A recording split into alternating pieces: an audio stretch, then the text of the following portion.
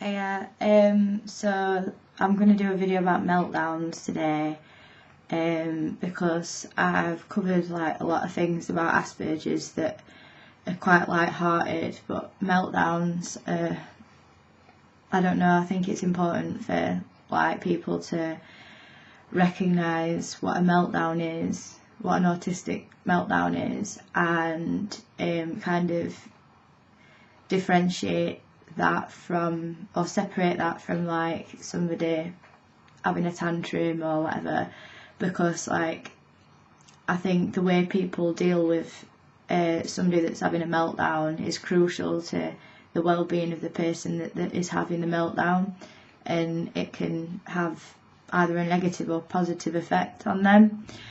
So basically an Asperger's or autistic meltdown is like when you lose all control of your emotions and some bodily functions.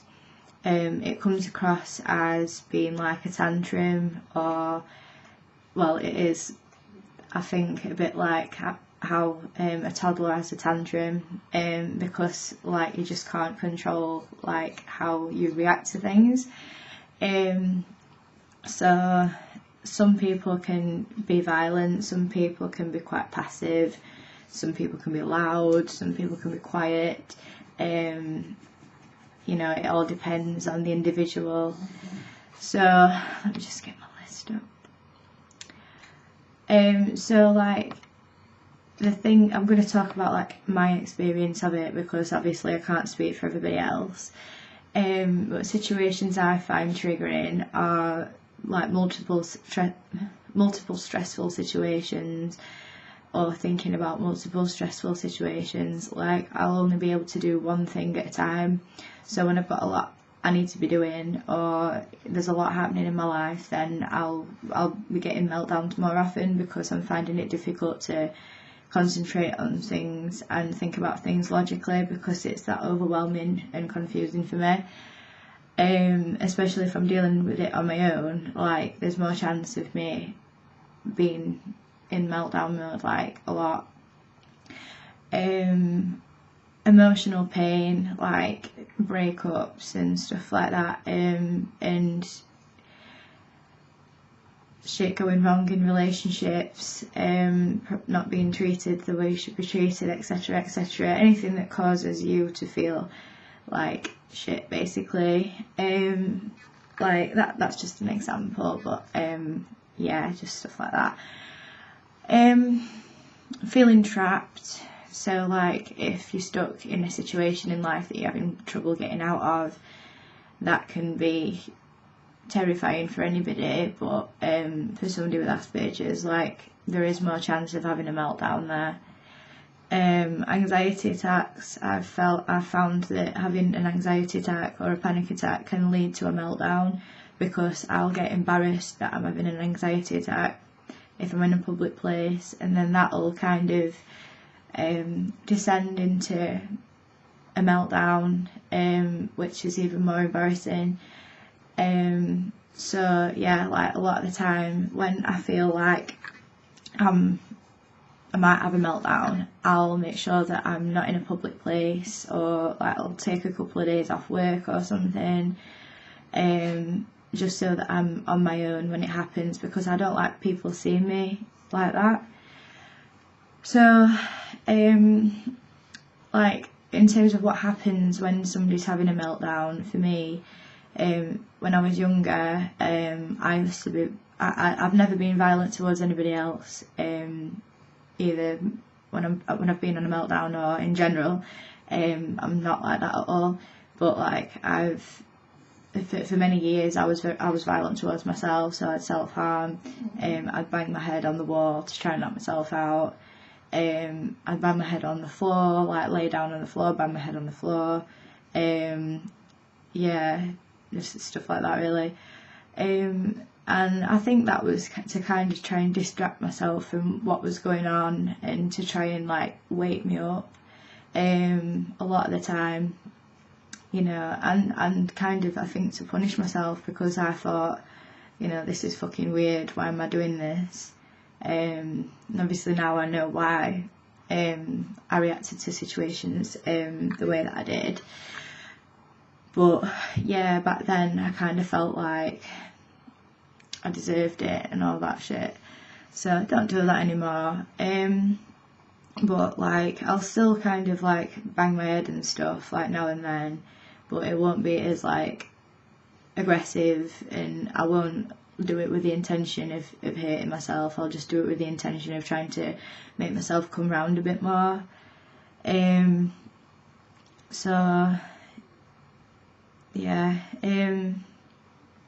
like the main thing for me is I'll just stop crying hysterically, and I'll not be able to stop crying for ages.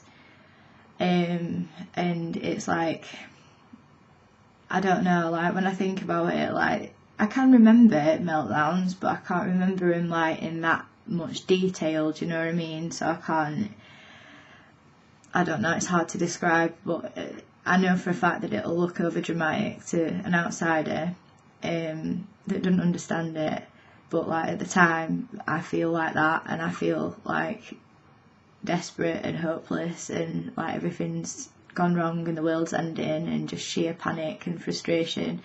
So I'll just not be able to stop crying for ages, and then I don't know, like it lasts between, mine anyway, they last between about an hour to like hours, maybe even a day, and then afterwards I'm just absolutely knackered, physically and mentally, because it is so draining. Obviously, you know, if you're spending that amount of time, like, and all your senses have overloaded and your emotions have like overloaded, that's exhausting. And then like if you're pacing up and down or banging your head or, you know, hurting yourself and stuff like that, and screaming and crying and shouting at yourself, then you're going to be tired after. So, you know, if I have a meltdown in the morning, I'll probably won't be able to do anything for the rest of the day.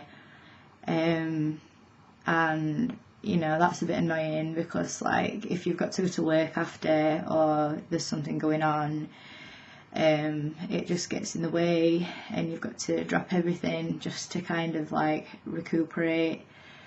And for me, like recovering from it or recuperating from it takes like a day, generally speaking. So yeah, like it's quite time consuming as well as exhausting. I do get angry during meltdowns depending on what's triggered it, but I've never been like personally aggressive towards anybody else. I have shouted before, but I think that's just kind of like, you know, get out of my circle, I need to be on my own, and some people don't understand that, particularly when I was growing up. If my dad saw me like head to my room and I looked like I was about to cry or something, he'd run up and then start shouting at me and trying to like get it out with me, what was wrong, why I was doing that and all that, and it just made it a lot worse. And you know, that used to be a few people's reactions to it, and it just escalated things completely to the point where we'd have to ring the crisis team, which is like what you do. I don't know if, I think it's just for the UK that they call it the crisis team, I don't know, but like that's the stage that you get to when, you know, you're ready to off yourself basically. And looking back, like that wasn't really necessary. Like it could have easily been prevented by just giving me space, and you know, not shouting, and not like making me feel claustro, because it does make it a lot worse.